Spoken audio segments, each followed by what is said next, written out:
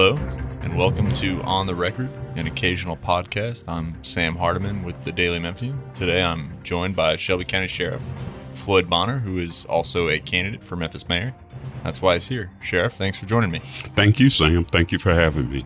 And so before we start with the hard questions, a couple of weeks ago I saw you outside Memphis City Hall. You were getting the endorsement from the police and fire unions Yes. at the time. And if I recall, you had a granddaughter with you. Yes. And you and her looked like you were having a good time together. What are the benefits of being a grandfather? Are you the easy grandfather? Are you always giving the candy? What are you like? I am the grandfather that spoils them. That was my youngest granddaughter that you saw, Emery, and she had just turned 4, and she was in town. And so Grandpa had to go do the interview, so she came down. I was happy to see her. She's such a joy, but being a grandfather is so cool. You know, you get a chance to spoil them and then send them home. And she lives out of town, so we don't get a chance to see her as much as we like. Our other 2 grandchildren also live out of town, and twins, a girl and a boy. And so I have 1 grandson and 2 granddaughters, in which is new to me because my wife and I had 2 sons. So the little girl thing, I'm still trying to get used to. What do you guys do together? What's the activity? I watch a lot of SpongeBob, yeah. And she has another favorite TV show, but we try to do educational things with the kids when they come into town. As a matter of fact, the twins were in town maybe about 3 weeks ago, prior to you seeing us. And my wife had them at the Civil Rights Museum, the Children's Museum, all the amenities that Memphis offers for kids. Yeah. And so what were you like as a kid? Were you a good kid? Yeah, I thought I was a pretty good kid, Sam. My dad was a Memphis Police Department officer, and I grew up in Orange Mound. I often tell the story about not eating figs. There was a lady next door to us named Miss Frankie. And so I had the brilliant notion, or what I thought was a good idea, that I was going to go steal some figs off Miss Frankie's tree. So jump the fence, go over to Miss Frankie's backyard. Unbeknownst to me, Miss Frankie was looking out her back window. So Miss Frankie spanked me. And so I'm going to go home and tell it on Miss Frankie. And I told my mom at the time that Miss Frankie had whipped me about her. And mom asked me, she said, well, why did she get you? And I told her, well, it was these figs and so I got another whipping from my mother for getting Miss Frankie's figs. And then my dad came home about an hour or so later, and mom told dad, and I got another whipping for figs. So to this day, I don't eat figs. Okay. That was the moral of the story. That was the moral of the story. I don't eat figs anymore. I never have. And, but it was a lesson, Yeah. And so with your dad being a police officer, were you always, you think, pulled to law enforcement? Was that always going to be your path, or were there other paths that maybe you turned from? Actually, I loved science, and I just always liked dissecting things, even in high school. When I went to college, took science courses. So I kind of had an idea, or maybe thoughts, that I would go into some type of science. My oldest son, I guess maybe he took that from me because he works at the Center of Disease Control in Atlanta. And his wife is a nurse, so they're very science-minded at their house. But I always thought that I would go into some type of science. But when I was going to college, and I graduated from the University of Memphis, but as I started school, I, like most kids, didn't quite know what I wanted to do. I knew I had a love for science, but then I needed to work. And so my dad, being in law enforcement, he says, hey, why don't you try this? And if you like it, you can make a career out of it. But if not, then you continue on the path that you want to go down. But I started off working at the sheriff's office, and actually I started working in corrections out at the Penal Farm, and what it was called the Penal Farm, now Shelby County Correction Center. That's where I started my career. And then about 3 or 4 months into that career, I switched over and went to the sheriff's office. But when I started out, the first 5 years of my career was in the jail. I was still going to school and trying to make ends meet like most kids are during this time. And when we just kind of fell in love with it, and enjoyed doing the work and enjoyed the community service mind piece of it. And so just stuck with the career. And here I am 42 years later. 42 years later. That's right. And so let me ask you something then, Sheriff, since we're at the jail, I guess and that is this week a woman passed at Jail East. There have been several dozen people who have passed away at the jail and over your 10 years over the sheriff's office. Why do people keep dying in Shelby County custody? Well, I think, Sam, I don't know if people die in our jail.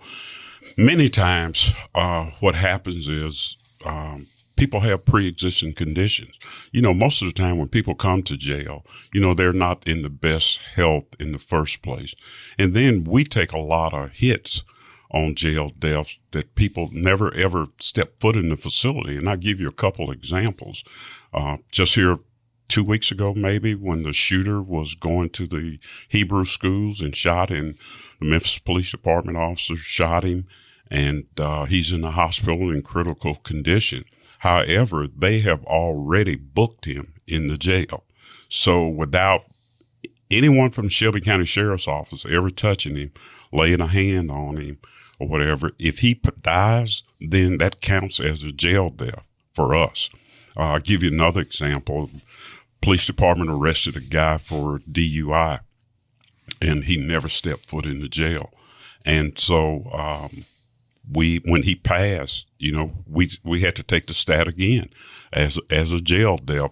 So there's many examples of that happening. And again, so many people with pre-existing conditions. We have people that die from cancer. We had an inmate that we tried to get out of our custody before he passed. He was in stage 4 cancer, and the judge wouldn't release him per se, and the judge knew that he was dying, and but he was in jail on child molesting, and it's very serious. But the doctors had said it was just a matter of time. So we were trying not to take that hit as a jail death. And so there are instances like this. We even have inmates, when an inmate comes to jail, when a person is arrested and comes to jail, they do a health assessment. Our medical provider, which is WellPath, does a medical assessment on them. We've had I can remember two instances where people came to jail, didn't tell the medical provider that they were on medication because they thought they were going to get out before not taking their medication became an issue. So when they did go into medical crisis, then they tell us that that they are on medications and so on and so forth. So even not getting into what happened or with the young lady last week, but we're confident in the investigation that we didn't do anything to her. As a matter of fact, I will say this much about her. The officer recognized that she was having difficulties in breathing, and she got out and she tried to perform life-saving techniques on her. We called the fire department. We did everything that we could do to save this young lady's life. But if you don't tell us that you have medical conditions, then it presents a problem for us later on. And even the medical provider, which is contract through the county government as well and overseen by the health department, the sheriff's office don't have control of our medical contract, but we feel like WellPath does a great job in what they're doing. One of the questions also was asked of me was, does the nurse go around and actually talk to the inmates? We have nurses at WellPath that go from cell to cell each and every day, passing out medication. They talk to the defendant or the detainee, and talk to them about how they're feeling and so on and so forth. We have medical sick call that they are going to the doctors. So a lot of times, even in the jail, this is the first time that some of these people are ever seeing any kind of medical provider on a regular basis. We have dentistry, we have psychiatrists, we have mental health. Mental health is so big in the community now, in which I'm very, very happy that we're talking about that now. Mental health crisis. And to follow up on mental health crises, because you say WellPath is doing a good job. There's a pending federal lawsuit against them by a former inmate, Mr. Eric Honeycutt, who asserts that WellPath did not treat him well when he was in custody, and that they did not make sure he got his medication. And the lawsuit describes essentially a cursory approach to mental health and to most of the inmates there. And so, and that's also described in the Gershon Freeman lawsuit. And so, are you sure, Sheriff, that they're doing a good job, or are they doing the minimum WellPath? And you say that the Sheriff's Department doesn't oversee this, but wouldn't it be more efficient, since the Sheriff's Department is over the jail, that they, in terms of government, oversee this and not the health department? Well, let me say this. When Sheriff Luxell became Mayor Luxell, when he became the mayor, then the medical contract, he wanted the medical contract under the county government. And so that's when the medical contract changed. The health department oversees it. They are the medical experts, and we're not. Now, as far as the lawsuit is concerned, I really honestly don't know all the nuts and bolts to the lawsuit and what the young man is saying. We don't know, obviously we don't know the outcome of it, but I think they do a good job. I mean, Sam, look, since I've been sheriff, we've had 128,000 people that have come to jail. And the percentage-wise of deaths that have occurred in the jail is like 0.00039 that the deaths in the jail. And a lot of times what we see in our community is a microcosm of what goes on in the jail. People die in hospitals, people die in car wrecks, and so on and so forth. So I don't think the criticism that we receive at our jail is fair. Give you another example. There are 244 jails and prisons in the state of Tennessee. 244.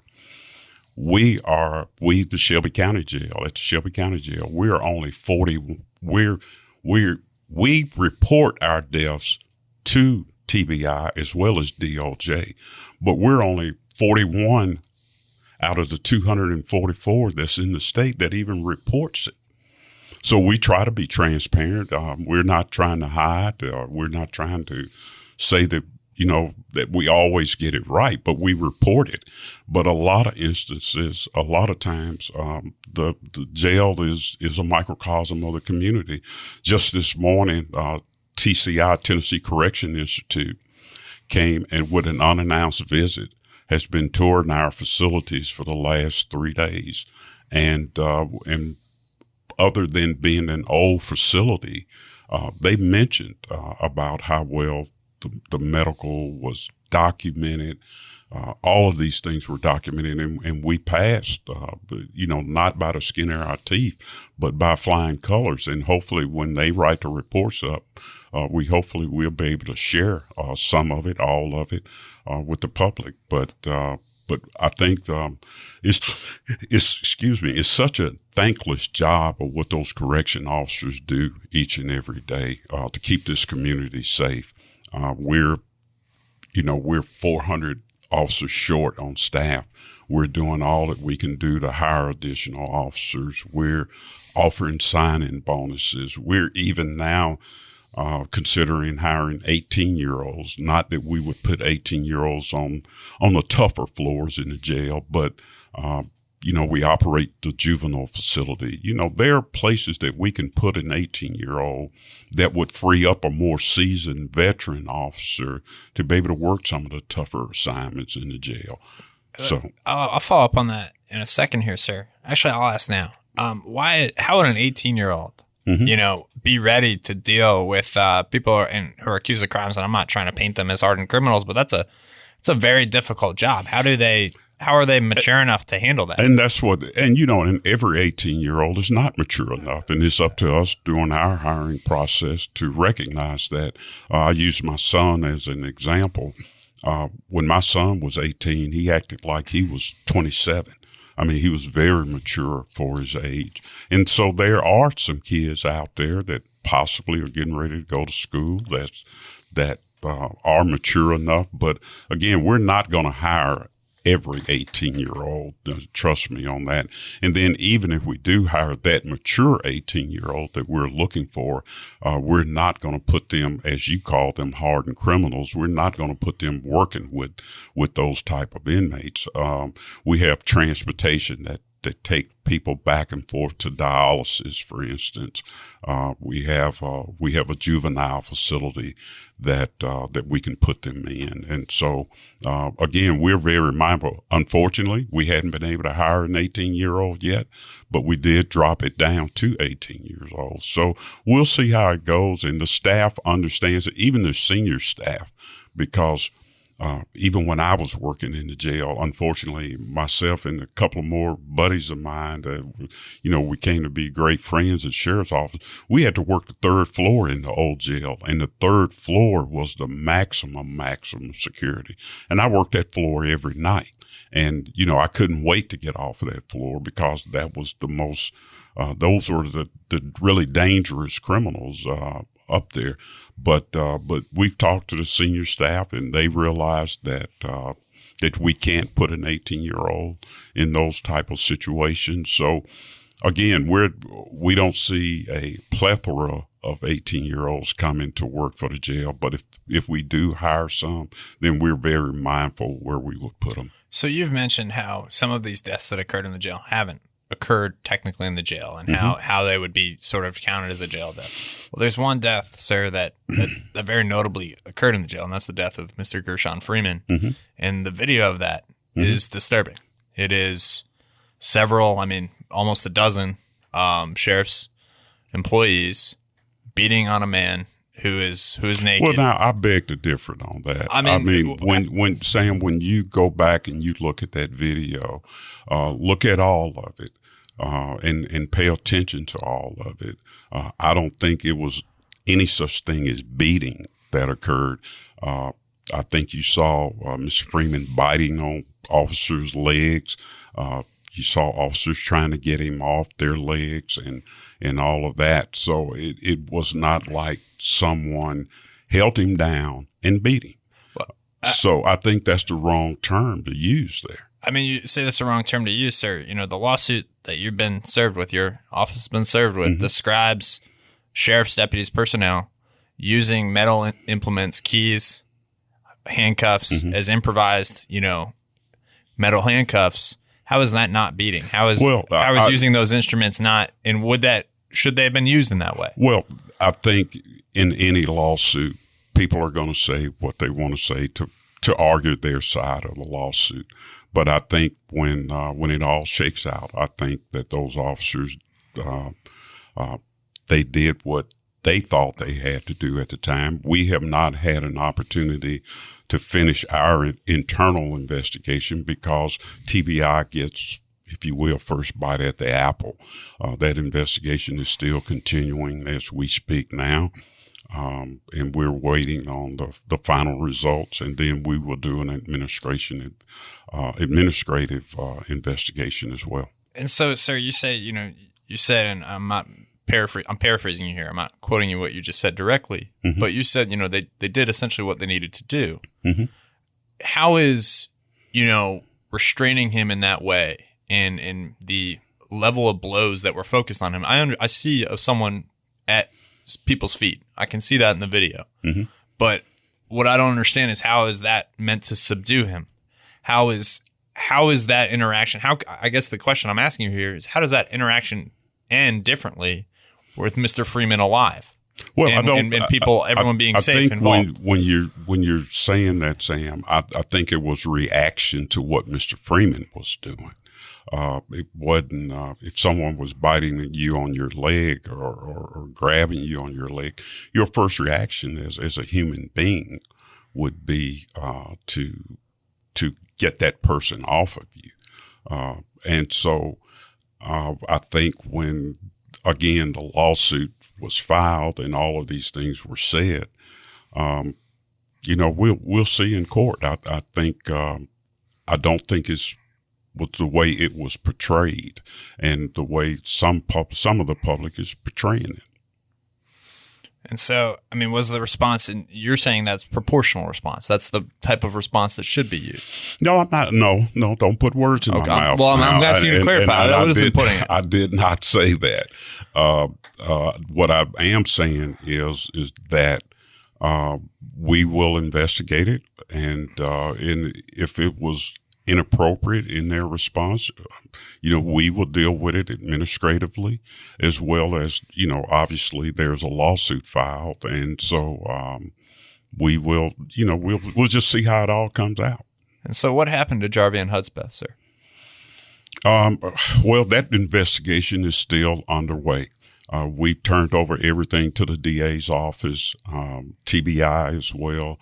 We had an opportunity to speak to the officer that was involved. As you know, he was seriously injured. It was held up for a while just because we could not talk to the officer. His doctors would not allow us to talk to him because he was on pain medications. And you know how some people deal with pain medications. They tell you don't drive, don't sign contracts, on and on and on. Right. And so that was a small delay in that, but we've turned over everything that we have to the district attorney's office as well as TBI. And so everything that you've learned in talking to him and in the investigation, yes, that you've turned it over, but were the actions that day good policing? Was that? Well, that's up to the DA, and that's why we turn it over to the DA for him to make a decision as to was the actions appropriate or not. Now, if I stood here before you or on your podcast here and told you, well, I feel this way or I feel that way, there's going to be several people that may or may not agree with me. But that's why you have an independent investigation like TBI does, and then they turn it over to the DA's office, and the DA's office make a decision as to was the force justified or not. Yeah, I understand that what the district attorney does. He will make a decision to charge with a crime after TBI refers that. But what I guess I'm asking you, sir, is you've worked in law enforcement for 42 years, right? In your, relatively expert opinion, was that force justified and proportional? Well, Sam, I'm not going to give you an answer on that because the DA has not made a decision on it, and I would be, I think I would be wrong to voice my opinion before the DA because it doesn't matter what I think. It's only going to matter what the DA decides. In the eyes of the law, it may not matter, sir. But I'm sorry. In the eyes of the law, it may not matter what you say, but I think people would definitely want to hear from you on it. Yeah, and we will make a statement once the DA decide what he wants to do. We will make a statement about it. Okay, so now that I've tried to pull some teeth during this interview, let me ask you a few more things, sir. Okay. You've been sheriff of Shelby County this is the 5th year, right? Right. That you've been sheriff. Right. Why should the sheriff of Shelby County be mayor of Memphis? Well, Sam, I think all of us would agree, and I've talked to citizens all across this city, that our number one issue is crime here in Memphis. I do have 42 years experience. I know what this is all about. We're losing businesses. Even your own newspaper did a poll where 50% of the people said they wish they could leave Memphis. And why? It's all because of crime. As I ran for re-election the last time, many people came to me and asked me, even before the election, about running for mayor of Memphis. I love this community. I grew up here in Memphis. Been here all my life. I love our community, and I just cannot stand by and watch what's going on with our city. We're losing businesses. We're losing tourism.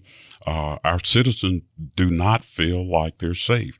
I don't think the next mayor needs to take 2 to 3 years to figure out what the Memphis Police Department should be doing. So on day one, we're going to take a look at that organization. We're going to take a look at what's going on, where we can put additional officers out on the streets, because every candidate is going to tell you we need another 400 officers. But to be honest with your listening audience, it's going to take 2 to 3 years to get up to those numbers. What can we do right now? So with my expertise and my law enforcement background, I feel that I'm the best candidate to look at that. And to give you one example, some of the things that we've been talking about on the campaign trail, Desk to Duty plan, where we have officers that are working in precincts those jobs could be utilized by civilians to do it, to put those officers out on the street. Give you another example, the sky cops that are around town. Many people don't know when they have mechanical or maintenance issue, there's actually police officers that go out and fix those cameras and stuff. These could be done through an outside source or through a civilian. Right now, we need every police officer that we have out on the streets protecting the public. And so these are some things that we're going to take a look at from top to bottom and try to make this city safe again. Yeah, and so to bring up recruiting, sir, because I was reading your website before this interview, as one should probably, and you mentioned the desire to recruit, retain more police. The person you're trying to succeed, Memphis Mayor Jim Strickland, has tried that for the better part of 8 years now. He's spent a considerable amount of federal dollars that came through the 2 stimulus programs on police retention bonuses.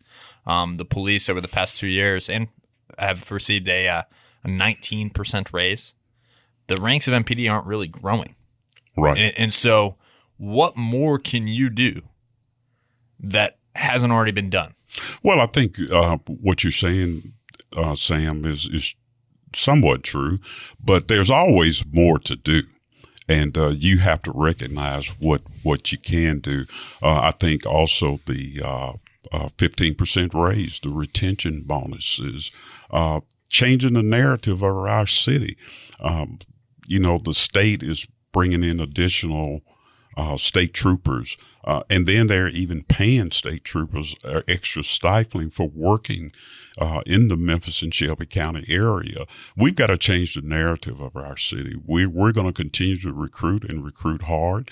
One of the things also that I'd like to do is, I think a lot of times when we recruit, we go to large cities, for instance, Houston, Dallas, and other places. But we forget about the small towns that are around the Memphis area, where you have young people that would want to get out, want to leave that small town environment and come to a larger city. Again, having 2 sons who didn't quite know what they wanted to do. Sometimes you have to kind of prick their interest and prick their ideas and get them and show them that this is an opportunity. But we can't just keep going like we're going and give up on recruiting. So we've got to do everything that we can possibly do to get the numbers. I think the Memphis Police Department just graduated 75 or 100 officers just here recently. We're going to have to continue that path and then retain especially the experienced officers, Sam. So much experience is going out of the door. And I've talked to Memphis Police Department officers. My dad was one. And when you talk to those officers, they're not always necessarily wanting to leave. So we can bring them back even in a part-time status, because we need that experience to mentor these younger officers. And so, sir, beyond the sort of crime and punishment aspect of law enforcement, right? Let me ask you this. There's been, as I said, a tremendous amount of money that has come in and flowed to the Memphis Police Department. City Memphis Police Department budget grows every year. Why does crime persist if so much money has been thrown at the problem? What, in your eyes, are the root causes of the crime that afflicts this community? Because it clearly afflicts the community. Yes, it definitely affects the community, but we've got to take a holistic approach as well. We've got to look at youth and juvenile. When we have 40,000 kids between the ages of 16 and 24 without a high school education. You know as well as I do, you're an educated guy. I have a degree from a university. But when you don't have a high school education, it's difficult to go out there and make those ends meet, to go out and get those jobs and stuff. We haven't, everyone is talking about Blue Oval, which is great, a phenomenal company. Electric trucks, I think electric vehicles are the wave of the future. But there are going to be so many companies that's going to spin off from Blue Oval, and we've got to get our youth prepared to take on these new jobs, not just manufacturing jobs, advanced manufacturing jobs.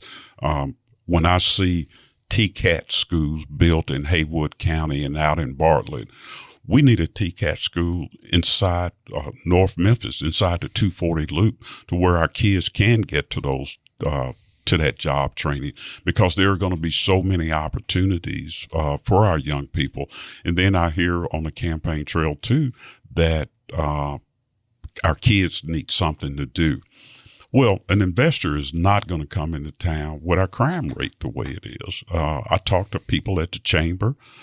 That's one of the hard sales when we start talking about our city and trying to move our city forward. I think we all want the same thing. But what programs are you going to bring for those youth? Well, for instance, like Revving Up Opportunity Youth. That's a program that we're going to rev up. We're going to spend more money to get these youth off the street, to get them their high school education, employed that the city is already doing, but they're only serving about 400 kids. We've got to get more kids involved in good jobs. These are jobs that not picking up trash or meaningless jobs. We're talking about career jobs. We've got to tell the story of our city. Sell it to our young people that there's hope, there's an opportunity here for you to succeed, and then we got to provide the training for them to succeed. Everyone is not going to go to college. I mean, I was fortunate both of my sons did and graduated, but every kid is not going to go to college. But we got to inspire hope in our young people to get them to see that there are opportunities. There will be opportunities, and as the next mayor, we're going to try to provide those opportunities for our kids. And you mentioned as the next mayor, you're going to try to provide those opportunities, sir. When and if you assume that office, you're going to look at the budget and you're going to see that there's not a tremendous amount of money in there. And so, how do you afford to add those opportunities? Are where do you find new revenue? Well, how are you going to allocate the existing tax resources you have? And that's a very good question as well, Sam. But what some of the candidates or some of your listening audience might not know is that Memphis is getting ready to get a $50 million infuse from the debt cliff, where the debt years ago was refinanced. That's $50 million reoccurring money. It will come off the books in about 2 years. So there's going to be an additional $50 million. So when you ask me up the question about where are you going to get the additional revenue, I don't think we should raise taxes. We're just coming out of a pandemic. Everyone is still struggling. We're all still reeling from the pandemic. And I think it may be another 5 years before things get back to normal as people, whatever that normal is now. But there's additional $50 million that's coming our way. And so, we're excited about it. There's a lot of opportunities to spend that, to provide additional resources. That $50 million, if people are listening, is essentially money that will no longer be used for debt service and could flow back into the city's general fund. And that is projected to be, I believe, in the middle of 2025 because it's fiscal year 26. Right. And so you mentioned that, sir. Mm-hmm. Well, you mentioned at the start of our interview how people are fleeing our city or polling data suggests they are. If you look at polling data, would suggest people are fleeing the city. If you actually look at home sales, there are not a tremendous amount of home sales increase versus it's part of a nationwide housing slump. So maybe they're not actually leaving yet. But the question I have is, if the situation is so dire, which you painted at the top of this interview, you have, how do you wait for the debt cliff? How do you wait for, because if you're investing in a kid who's 11 years old today, in 2 years he's 13 years old, and he may be in a different place in life. He may have made decisions that have put him on a path. Right. And so how do you reach those kids today? How do you reach those kids in your first 100 days in office? Well, you reach those kids by community partnership, Sam. I have been just so inspired, what I've seen as sheriff going around town, the willingness of the churches, nonprofits, different organizations willing to step up now and do the work. We're all in this together, and it's going to take all of us rolling our sleeves up and getting involved with our kids, with our children, to get them involved with other things. I even see it with fraternities and sororities now. So I think everyone understands where we're at. It's just a matter of getting it all organized and getting people. Look, we're talking about additional policing and all of that, but parents are going to have to be parents. I think parents should be held accountable for their children. I know my wife and I felt like we were accountable. How should they be held accountable? I mean, what does that look like? Well, it looks like knowing where your child is. If your child is out committing crimes and breaking into cars, then you should be held civilly liable for it. I'm not talking about putting parents in jail or anything like that, but if you break a window out of a car and you steal stuff out of a car, then you should be held responsible for replacing that windshield or that window in a car. So, we're not talking about putting parents in jail and everything, but I think parents have got to be parents. And then we've got to provide the resources also for these parents to be good parents, to succeed and stuff. So again, as I mentioned earlier, we've got to take a holistic approach to what's, the whole thing. We've got to take a look at it all. And so to follow up on that, and I'm the reason I'm asking, you talk about holding somebody civilly liable and say, a lot of the kids, what the police department will tell you, what experts will tell you is if it's a young man or a young woman breaking into cars or stealing cars, they're doing it to get resources. They're not typically taking it out for a joyride. They're doing it, maybe there's a chop shop that car is being sold to, and they're trying to get money. Well, if I'm a single parent, right, and I don't know where my kid is because my kid, I'm not home. I'm trying to provide. And all of a sudden, I'm being held liable for, crimes that kid may or may not have committed. How am I going to be able to afford that? Are you going to just be pushing people further into debt, which is a significant part of the impoverishment that's in our communities, sir? Well, still, Sam, I was responsible for my children. A lot of times, parents don't know where their children are. We see it down on Beale Street during the curfew, after the curfew hours and stuff. But parents are, we've got to do something, and we've got to hold parents accountable for what their children are doing. If you cannot birth a child and then just turn them loose in this city and not know what that child is doing. Again, helping parents, providing resources to them. There's so many resources out here in our community. It's probably 14 to 15,000 nonprofits here in just the city alone. Now, all of them don't do good work, but a lot of them do. I think the city of Memphis has given Boys and Girls Club, for instance, $10 million over the next few years. Myself and the Memphis Police Department, or the city of Memphis, has provided resources, given $6-7 million to Memphis Allies. And I've gone to Memphis Allies. I went out to their new Switch Youth building out on Democrat and talk with them and seeing what they're doing. So there's hope. There's hope, but again, you've got to provide the parents with the resources, let them know where these resources are available. And again, all of Memphis, I think, in the nonprofit community, in the church community, it's got to be a partnership amongst all of us. And so let me ask you this about kids. What relationship should the city of Memphis, funding or otherwise, should have with Memphis Shelby County Schools? I think one of the things that I would really like to see is the county government, as well as Memphis City School and the city of Memphis, provide after school. Whether it's in libraries and community centers, what's wrong with us collaborating together to have after school programs? And I think that a lot of times when that kid gets when that child gets out of school, and for instance, the parent may not get home till 6 o'clock or whatever, then that child is kind of left unsupervised, if you will, from 2:30, 3 o'clock to 6 o'clock. And so that child could be out and getting into things. So providing after school programs, I think I talked with a fraternity that was very interested in that type of program. And so utilizing existing facilities, community centers, as well as even at the schools, it's just a matter of us getting it organized and all of us working together to get it done.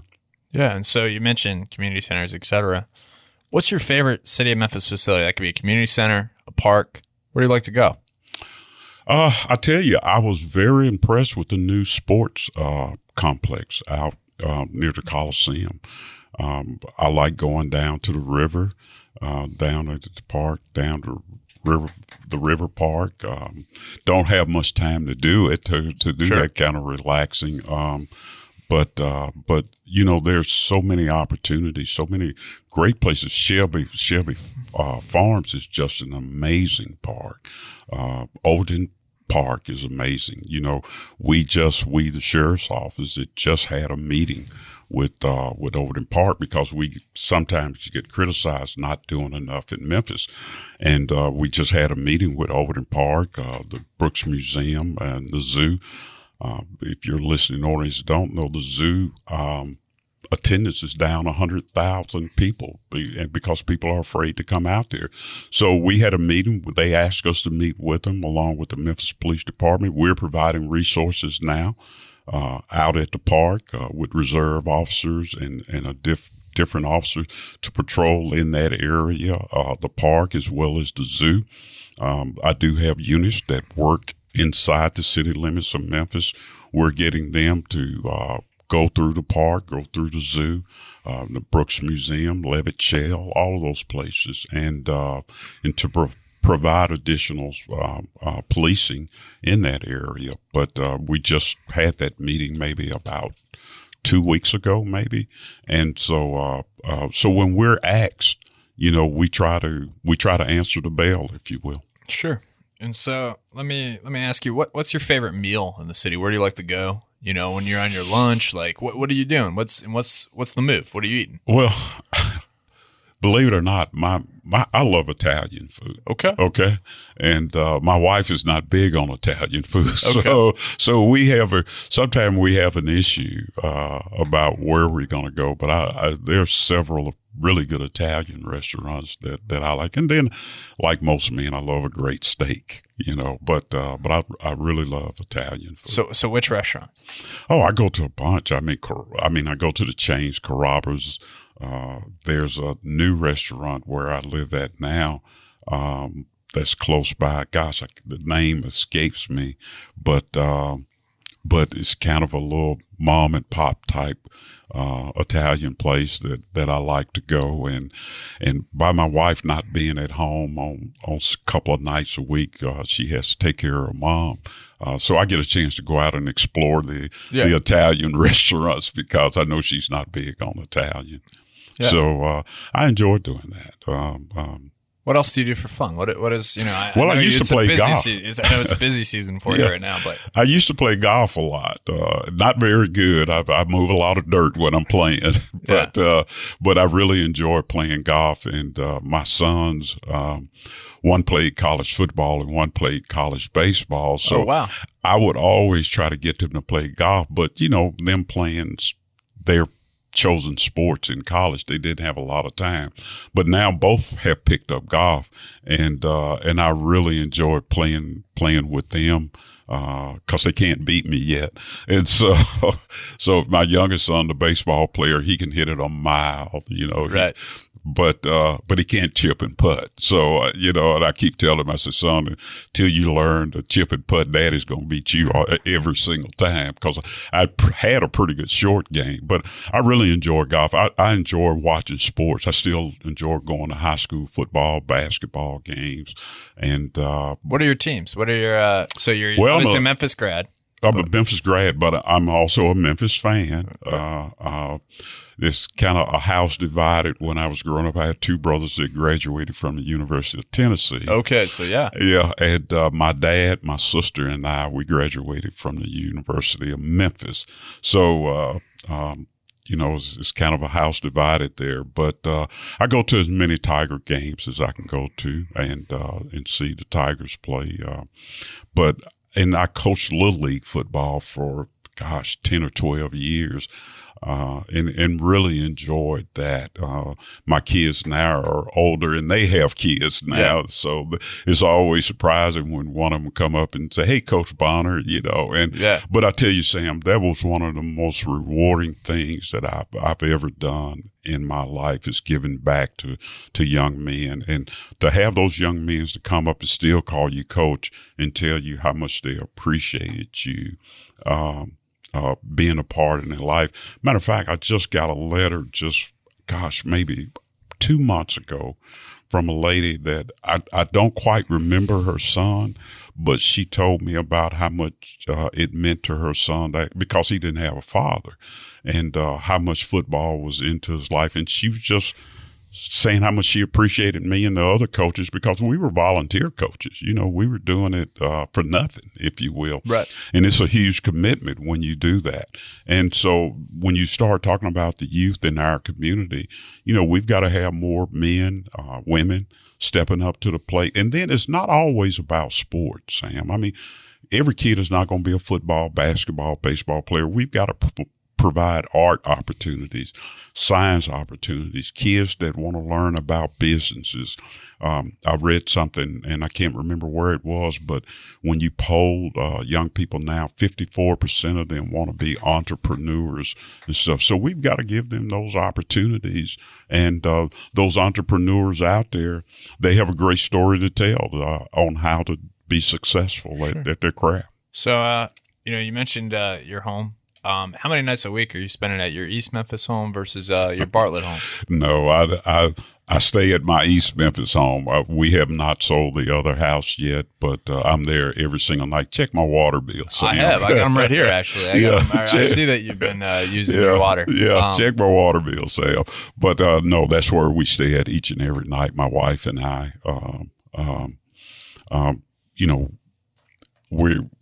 We enjoy where we live at. And so when are you going to sell the Bartlett home? I don't know. My wife, we got a little fix up to do out there.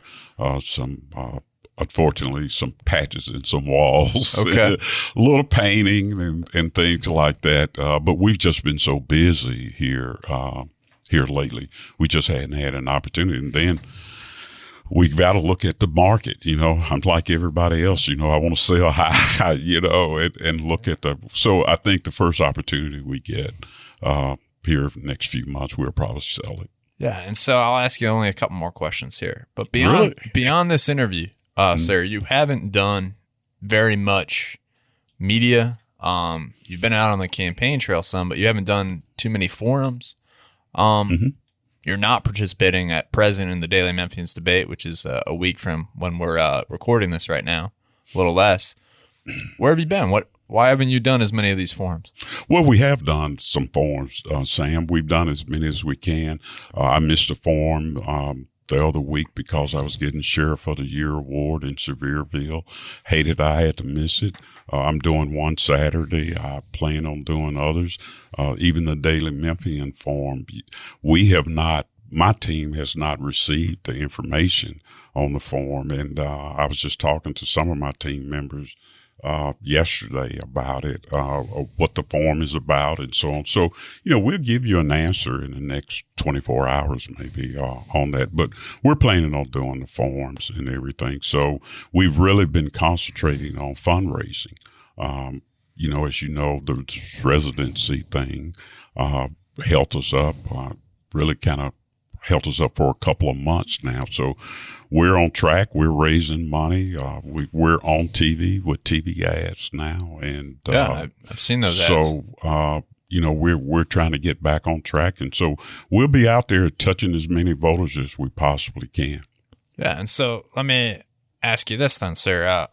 And we'll give you offline here. We'll make sure you got the information for the debate. Sure. But who's going to be the next mayor of Memphis, and what percentage of the vote are they going to get?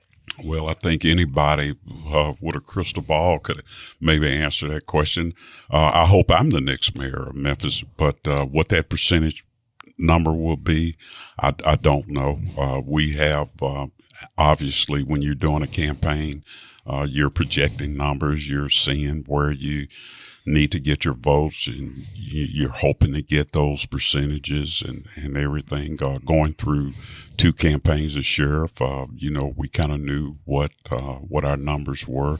And so we're always crunching numbers. We're always looking, and we're concentrating in the areas that we think that we need to concentrate on. And what are those areas? Successful.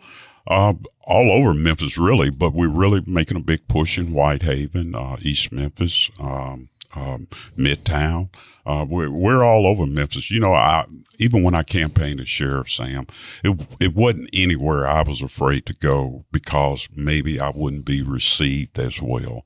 And this is the same way that I've been campaigning as mayor. We're knocking on doors. We're going to churches. We're really, really out there. We're going to all kinds of festivals. I was at Greek Fest. I was at Italian Fest, doing all the things. Got some good food at Italian Fest? Yeah, Italian Fest was good food. Got an opportunity there, but even enjoyed Greek Fest. Don't get a chance to eat much Greek food, but had a good time out there as well. So we're going to every festival. We're knocking on doors. We have a really solid grassroots campaign, but I know that, that I've got to be seen and touched and talk about the issues. And so we're hoping that now that, and we still have some fundraisers that are coming up, and everyone has forms now. It's just amazing the amount of forms that we get, people wanting us to participate in. So it's about looking at the calendar, see where we can and where we can't. And again, I've got some additional fundraisers lined up this month, so I don't know how they will coincide with anyone's form. So we're going to do the best we can to get out there. Sure. And so I appreciate that. And one of my last questions to you here is, you've been in law enforcement for a long time, as we've, kind of covered ad nauseum in this podcast. Yeah. And so beyond law enforcement, that's your domain subject matter. You have not been an elected official in any other way. And so could you explain to voters, what's your political philosophy? Who does Floyd Bonner look up to in terms of presidents, in terms of politicians, if you look up to any of them? I'm not saying you have to, but who do you look up to? And well, I think I take a little bit from everybody. I can't say just one person inspires me. I kind of think that I take the good and the bad, if you will, from different candidates that I've seen over the years. But I've always had a fascination with politics.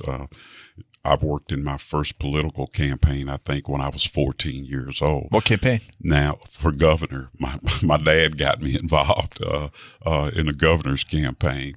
So I've had a fascination with politics all my life, if you will, but never thought that I would have an opportunity as it's presented to me now.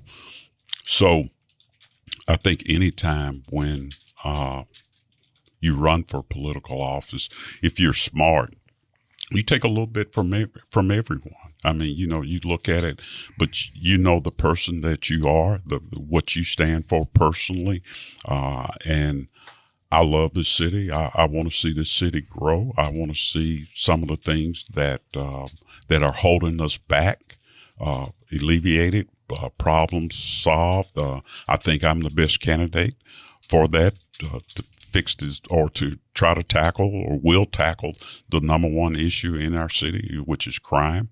And we We don't need a mayor that's going to take 2 to 3 years to figure this out. Sure. I'm going to be ready on day one, Right. as we say. And as and your I like campaign slogan says. yeah, and we also say a safe city is a prosperous city. So if we make our city safe and our citizens feel good about our city, businesses will come, opportunities will come, our youth will have other things to do. So, I mean, I'm big on Memphis, and I hope the citizens are too. We're just like any other big city that are facing challenges. But Memphis has had challenges before, going back to yellow fever. And, we've been knocked on the deck before, but we've always gotten up with the things that have occurred here, starting the first supermarket, FedEx with the things that FedEx, the companies that have come here to Memphis. So our future is bright, but we've got to get our number one issue on crime taken care of. Sure. And so I understand that we got to take Say our one more question. No, I got a couple more now. You've opened the door, sir. It's my podcast. Yeah. When you have press conferences, you get to control. Anyway, in terms of that, sir, you ran unopposed essentially last time as sheriff, and you ran as a Democrat. The Republican Party, Shelby County Republican Party, was very comfortable with you. Why do you think they're so comfortable with you? And, are you concerned at all that voters may see you as not a Democrat and a Republican? And does that matter to you at all? This is a nonpartisan race. Well, it is a nonpartisan race, but I don't think anyone has ever questioned my political affiliation. I mean, I'm sure you're going to check the voters' registration. I made no secret that I'm a Democrat. But Sam, I think where I've been able to be successful is that people know the type of man I am, and that I have a concern for all citizens. When I was campaigning for sheriff, as many people as I put in jail before, it's never a box on an arrest ticket that says Republican or Democrat. We enforce the law. We enforce the law, and that's what I plan on doing as the mayor. We're gonna. That's another thing too. We've got to not work in silos. We can't work in silos and be successful in this city. And as you said, I have a track record of bringing people together, both sides, and everybody has an idea. Everyone has an opinion.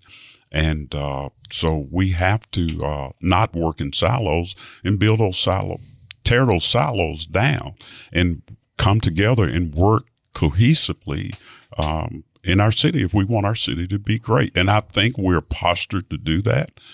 In talking with business leaders since I've gone down this mayoral track, they're willing, and I think when we didn't really talk about small businesses and minority-owned businesses, they're willing. The small businesses and minority-owned business, they just want an opportunity here. And the opportunity will be here because of some of the things that are going on in our city. So I think the next mayor, too, has to be able to bring all of those entities together. And I have a track record of that. As you said, Republicans didn't run anybody against me. I did have opposition, by the way. Let me say that. But I have the ability to bring people together, and I think that's what's going to be important moving forward in the future. So these are my last two questions. You said that 20 minutes ago. And I'm a dirty liar, as we've established. You mentioned, bringing crime under control and managing crime. That's often the sort of job of a police chief. What do you make of the job that Chief C.J. Davis has done, and would you plan to keep her as mayor? Oh, I knew you were going to go down that road. But Sam, if we win this election, when we win this election, we're going to take a look at every division director at the city of Memphis. Not only just Chief Davis, but all of them.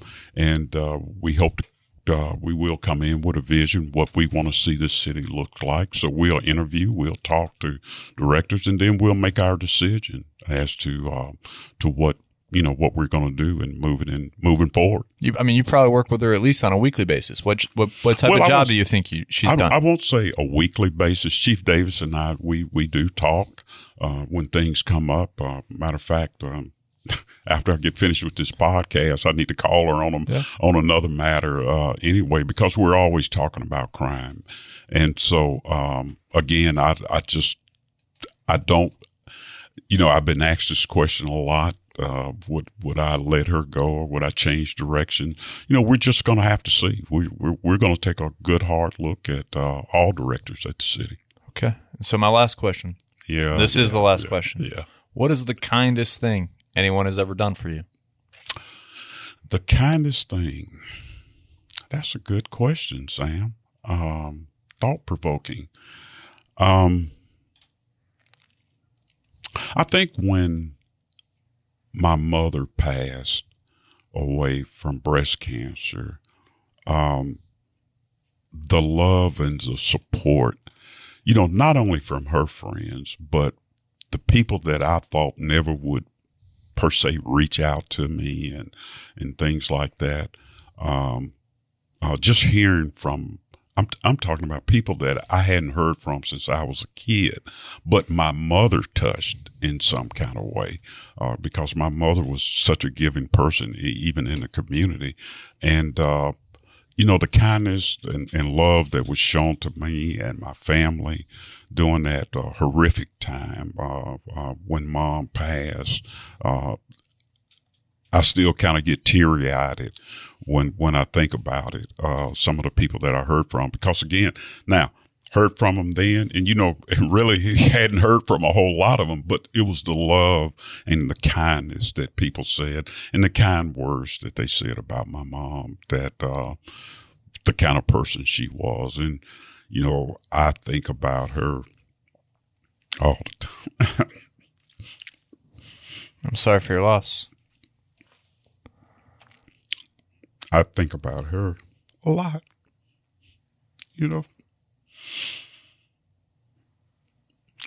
and would hope that she would be proud, Yeah. Well, sir, I appreciate your time. I appreciate you sharing that. Is there anything you would like to add? No, you started trying to get me emotional here, so I think I'm going to leave you alone for the rest of the day. But thank you for having me. Thank you for your questions, and I'm sure we'll see each other a lot here down the road, and looking forward to it, and looking forward to the questions. Thank you, sir. Thank you.